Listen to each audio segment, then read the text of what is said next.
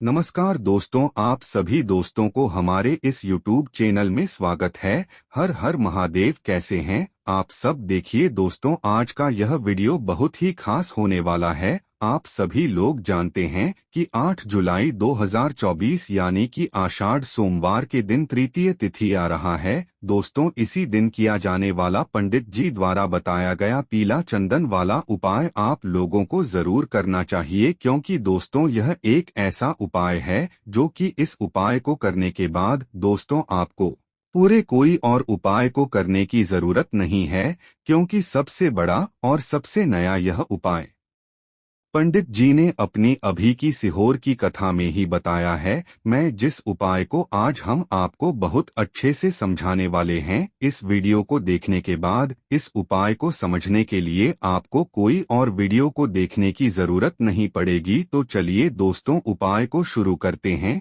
देखिए, यह 8 जुलाई 2024 आषाढ़ सोमवार दिन इतना खास होता है, इतना महत्वपूर्ण होता है। देखा है कभी कभी बड़े बड़े पूजा पाठ अनुष्ठान से जो मनोकामना पूर्ण नहीं होते। 8 जुलाई 2024 यानी कि आषाढ़ सोमवार तृतीया तिथि के दिन एक छोटे से उपाय करने से ही आपकी मनोकामना पूर्ण न हो जाती है। और बहुत सारे लोगों ने इस उपाय को किया भी है और उनको इस उपाय को करने का फल भी जरूर मिला। अगर आप लोग भी इस उपाय को 8 जुलाई 2024 यानी कि आषाढ़ सोमवार तृतीय तिथि के दिन करना चाहते हैं, तो आप इस उपाय को पहले अच्छे से समझ लेना, सुन लेना, उसके बाद करना। आपको इस उपाय का फल जरूर मिलेगा और इस उपाय को कर लेने से आपके घर में चाहे किसी भी प्रकार की दुख और समस्या क्यों न चल रही हो, आपको उसका कारण भी नहीं पता है कि भाई यह समस्या किस कारण से चल रही है। उसका कुछ भी कारण हो सकता है,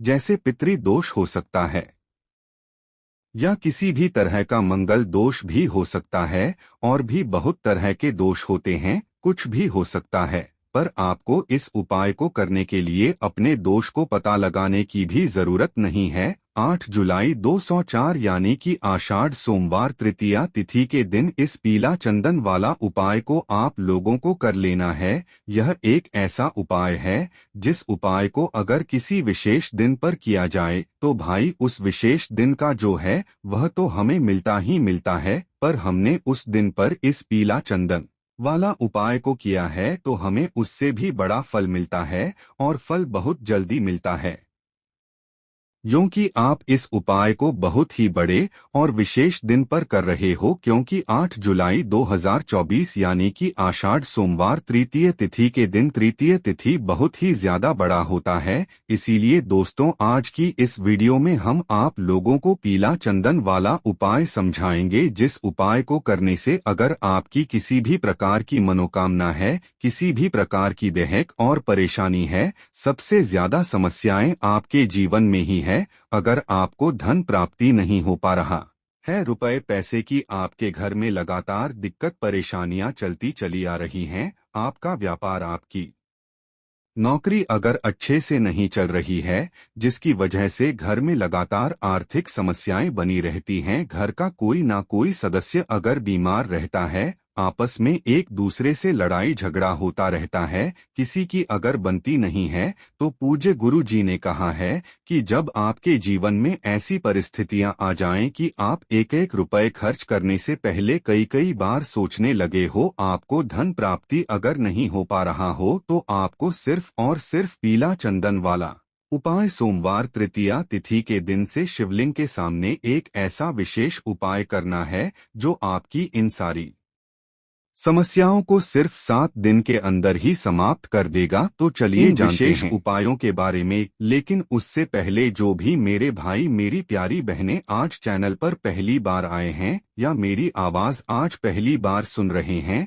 अगर आप भी भोलेनाथ के सच्चे भक्त हैं तो वीडियो को लाइक और चैनल ज्योतिष के उपाय को सब्सक्राइब जरूर कर ले दोस्तों। अब उसके बाद में दोस्तों, यह वाला जो उपाय है यह किसको करना है, तो देखो, घर का जो बड़ा और मुख्य सदस्य होगा उसी व्यक्ति को यह वाला उपाय करना है। देखिए, यह वीडियो बहुत ही खास है, क्योंकि हम सभी जानते हैं आषाढ़ मास की तृतीया तिथि हमारे लिए बहुत ही महत्वपूर्ण न होती है। तृतीय तिथि भगवान विष्णु को समर्पित होती है और भगवान विष्णु को विघ्नहर्ता के रूप में जाना जाता है, यानी हमारे जीवन के जो भी विघ्न हैं, जो भी संकट हैं, वे सारे हरने के लिए भगवान विष्णु को सर्वप्रथम पुकारा जाता है। इसलिए इस वीडियो में हम लोग पूज्य गुरु जी द्वारा बताए गए कुछ बहुत ही खास उपायों के बारे में जानेंगे, जो आपको सिर्फ और सिर्फ तृतीया तिथि में करना है। चलिए जानते हैं गुरु जी द्वारा बताए गए सबसे पहले उपाय के बारे में। यह उपाय आपके लिए खास इसलिए है क्योंकि यह एक उपाय करने से आपको धन प्राप्त तभी होगा और रोग तथा बीमारियों से छुटकारा भी मिलेगा। वैसे पूज्य गुरु जी अपना जो भी उपाय बताते हैं उसमें रोग और बीमारी के लिए अलग उपाय होता है और धन प्राप्ति के लिए अलग उपाय होता है, लेकिन यह उपाय इसीलिए खास है। देखिए, इस उपाय के लिए आपको सिर्फ 9 शमी पत्र ले लेने हैं। 9 शमी पत्र लेकर आपको शिवालय पहुंच जाना है। गुरु जी ने कहा कि अगर आपके पास शमी पत्र नहीं है तो शिवलिंग के ऊपर चढ़े हुए शमी पत्र को उठाकर जल से शुद्ध करके फिर आप उनका भी इस्तेमाल कर सकते हैं। देखिए, शमी पत्र भगवान विष्णु को बहुत ही प्रिय होते हैं और तृतीया तिथि में जब भी हम लोग शमी पत्र शिवलिंग के ऊपर समर्पित करते हैं तो इससे भगवान विष्णु भी प्रसन्न होते हैं तथा भोलेनाथ भी बहुत ही जल्द प्रसन्न हो जाते हैं। अब यह 9 शमी पत्र लेकर आप शिवालय पहुंच जाएंगे। गुरु जी ने कहा इस उपाय को आप इस तृतीय तिथि में सुबह से लेकर शाम तक किसी भी समय कर सकते हैं। शिवालय पहुंचने के बाद इन 9 शमी पत्र में से सबसे पहला शमी पत्र आपको शिवलिंग में जो श्री अशोक चांद्रायण साइड में जो नंदी जी का स्थान होता है वहां पर एक एक करके यह शमी पत्र समर्पित करते जाना और ओम नमः शिवाय मंत्र का स्मरण करते जाना है। उसी स्थान पर एक एक करके समर्पित करते जाइए और एक एक बार ओम नमः शिवाय मंत्र का स्मरण करते जाइए। 5 शमी पत्र ओम नमः शिवाय मंत्र जी वाले स्थान पर समर्पित करने के बाद अब आपके पास 4 शमी पत्र बचे। इन 4 में से 3 शमी पत्र आपको शिवलिंग के ऊपर समर्पित कर देना है और 21 बार ओम नमः शिवाय मंत्र का स्मरण कर लेना है। कौन से मंत्र का? ओम नमः शिवाय मंत्र का। इसके बाद अब आपके पास सिर्फ और सिर्फ एक शमी पत्र बचा। इस शमी पत्र को आप शिवालय की चौखट में रखेंगे। देखिए, जब आप शिवालय में बाहर से अंदर की ओर जाते हैं तो चौखट का जो दाहिना साइड होता है, यानी आपका जो राइट हैंड वाला साइड होता है, उस साइड में आपको समर्पित करना है। और जब आप अंदर से बाहर की ओर आएंगे तो आपका उल्टा हाथ होगा, यानी आपका लेफ्ट हैंड होगा। चौखट के लेफ्ट हैंड साइड में आपको यह शमी पत्र रख देना है और साथ ही साथ एक दीपक प्रज्वलित कर देना है। घी का एक दीपक तैयार कर लीजिएगा, उसमें गोल रोई की बत्ती लगाइए और यह दीपक प्रज्वलित कर दीजिए।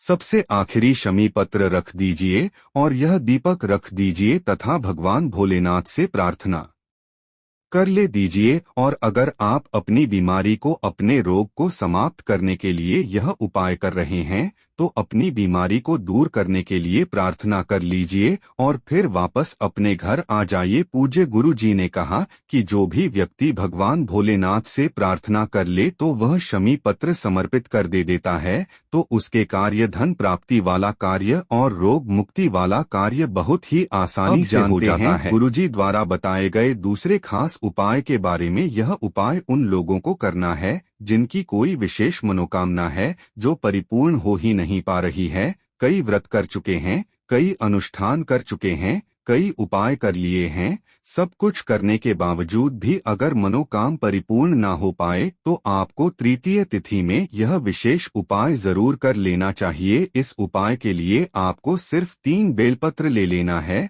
और साथ ही साथ 1 लोटा जल ले लेना है। लोटा आप तांबे का ले लीजिएगा और इसमें जल आप अपने घर के किचन से ले लीजिएगा। और अगर आपके पास बेलपत्र नहीं है तो शिवालय में जाकर शिवलिंग के ऊपर जो बेलपत्र छड़ी है उसको उठाकर जल से शुद्ध करके फिर आप उसका भी इस्तेमाल कर सकते हैं। बस आपको ध्यान रखना है कि यह बेलपत्र कहीं से भी कट्टी फटी नहीं होनी चाहिए और बेलपत्र की डंडी के आखिर में जो डंठल होती है यानी जो डंठल होता है वह भी नहीं होना चाहिए। फिर सबसे आखिर में आपको ले लेना है थोड़ा सा चंदन। आप पीला भी ले सकते हैं या फिर सफेद भी ले सकते हैं। दोनों प्रकार के चंदन में से जो भी चंदन आपके पास हो उसको थोड़ा सा ले लीजिए और उसमें थोड़ा सा जल मिलाइए और इसे एक लेप की तरह तैयार कर लीजिए और यह सारी सामग्री लेकर आपको पहुंच जाना है शिवालय। पूज्य गुरुजी ने कहा कि इस उपाय को भी आप सुबह करना चाहे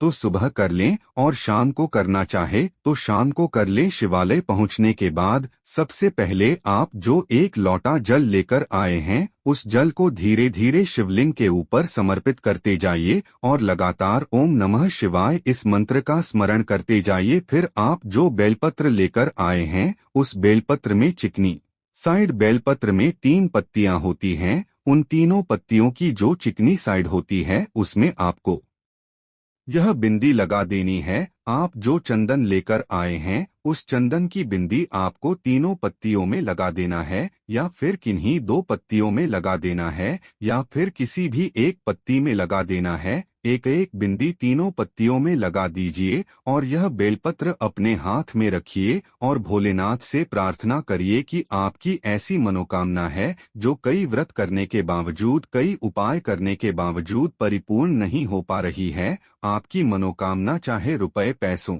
से संबंधित हो, चाहे व्यापार से संबंधित हो, चाहे किसी के विवाह से संबंधित हो या फिर जमीन जायदाद से संबंधित हो या किसी भी प्रकार की मनोकामना हो जो परिपूर्ण नहीं हो पा रही है तो उसको परिपूर्ण करने के लिए वे भगवान भोलेनाथ से प्रार्थना कर लीजिए और फिर यह 3 बेलपत्र आप शिवलिंग के ऊपर समर्पित कर दीजिए। बेलपत्र की चिकनी साइड का हिस्सा शिवलिंग में टच करेगा और बेलपत्र की डंडी जलाधारी की तरफ रहेगी और फिर उसके बाद वापस ने घर आ जाना है। पूज्य गुरु जी ने कहा कि भोलेनाथ के नाम से जब भी हम लोग यह बेलपत्र शिवलिंग के ऊपर समर्पित करते हैं तो उसके कुछ ही हफ्तों के बाद या कुछ ही महीनों के अंतर्गत भोलेनाथ हमारी बड़ी से बड़ी मनोकामना को बहुत ही जल्द परिपूर्ण कर देते हैं। तो इस विशेष तिथि में आप इस विशेष उपाय को जरूर करिएगा। अब जानते हैं गुरुजी द्वारा बताए गए सबसे आखिरी उपाय के बारे में और यह उपाय आपके जीवन के संकटों को समस्याओं को समाप्त करने के लिए है।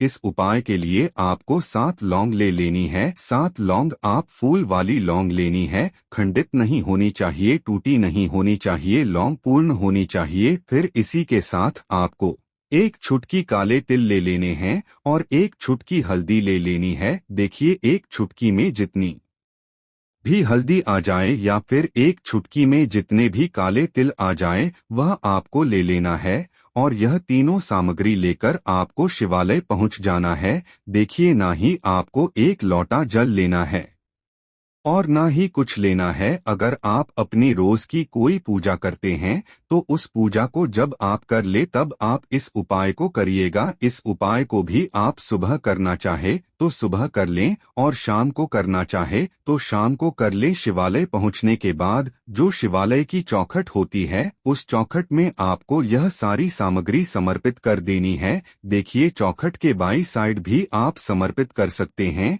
या फिर दाहिनी साइड भी समर्पित कर सकते हैं। दोनों कोनों में से किसी भी एक कोने में आप यह सारी सामग्री एक साथ समर्पित कर दीजिए। 7 लौंग जो आप लेकर आए हैं वह समर्पित कर दीजिए। 1 चुटकी काले तिल लेकर आए हैं वह समर्पित कर दीजिए और 1 चुटकी हल्दी, यह सारी सामग्री समर्पित कर दीजिए और ओम नमः शिवाय मंत्र का स्मरण कर लीजिए। तो दोस्तों आज की वीडियो यहीं तक समाप्त करते हैं, फिर मिलते हैं नए एपिसोड में। धन्यवाद।